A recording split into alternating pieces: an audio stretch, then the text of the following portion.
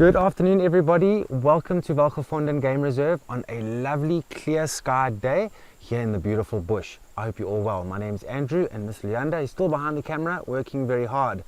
Now, we've actually just found a giraffe here in one of these valleys that sometimes myself and Luyanda use to go down into the main portion of the reserve, and we found a giraffe up on these rocky slopes. Can you believe it? And so I got thinking as to why this giraffe is beginning to mountaineer a little bit. And I think what has got to do with it is the bush is very dry. Look at this, very dry at the moment. It's a very, very dry winter, and the bush is becoming very corky, and I reckon this giraffe is coming up these slopes just looking for food. And it's quite a sight. I'm not used to seeing giraffes on these valleys or these sort of mountainous areas, so that's quite a nice find.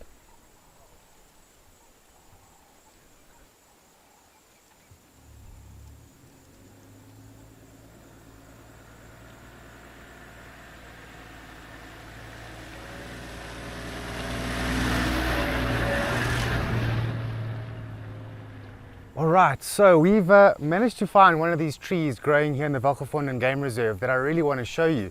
And if you take a look at it, take a look firstly at this bark. It's a very flaky bark tree, so it makes it easy for the name. It's a peeling bark ochna, or a peeling plane. That's also another name.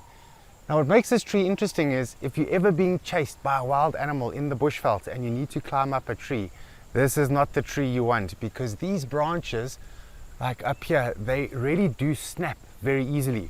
And I mean, even this branch, which is just above me, is so thick you can literally break it with your hands, so not ideal for that.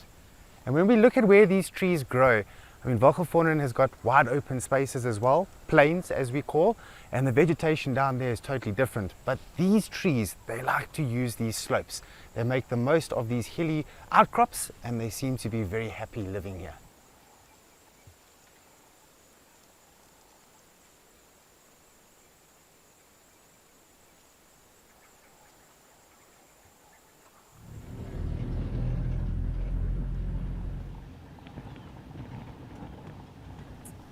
So I think it's quite a contrast to show you, the upper sections of the reserve where the bush is very dry with all the sandstone and the outcrops there, and the bush really struggling to hold on. But then we come down to these lower lying areas, and the water being quite rich in some of these areas over here. This is not the only dam over here. There are several dams within this environment, and it goes to show how important it is. As we've arrived at this waterhole, we've seen a multitude of birds. We've also seen some impala. We've had the hippo outside the water, and on the previous occasions we've even seen elephants over here. So if you go on safari and you're really hoping to see some animals, watering holes are very good places to start looking. Okay, now we've been watching these hippos for about 25-30 minutes or so, and there's been very little movement. But the one bull, looks like a young bull, has just stood up now and has started to make some grunting sounds. It's a very impressive sound if you've ever heard it. But shortly, in the next, I would say maybe an hour or maybe a bit more, maybe the next 2 hours, these hippos are going to become very, very active, and they're going to start walking around here looking for grass to graze. But the problem is, as I said earlier, the bush is pretty dry here, and we're in a dry winter.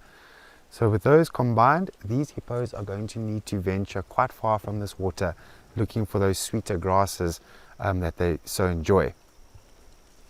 Oh, that hippo is going back to the water now. It looks like it's having a drink.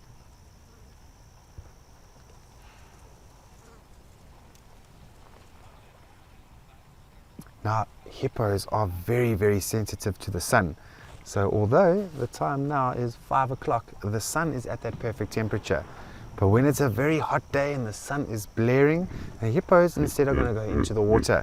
They want to avoid being overheated because they don't actually have a natural cooling system. And so water becomes their cooling body. And then let's not forget their skin blisters very, very easily in the sun, which they do not like at all.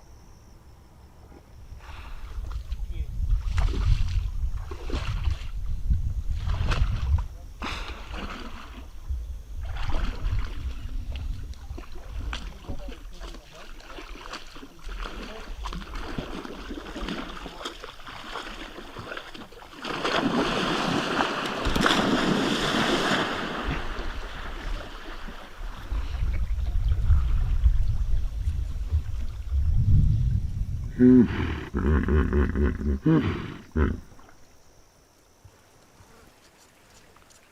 all this dry vegetation around and with the weather starting to warm up, all the herbivores will need to drink just a little bit more water. But impalas, yeah, they're very water dependent. So yeah, they especially find this time of the year very tricky as it does get hotter and the water does reduce. So the rains are probably more than a month away. What a beautiful scene this is. The way the afternoon light is catching the golden grasses and the birds' wings. This is really a spectacular spot at Welgevonden.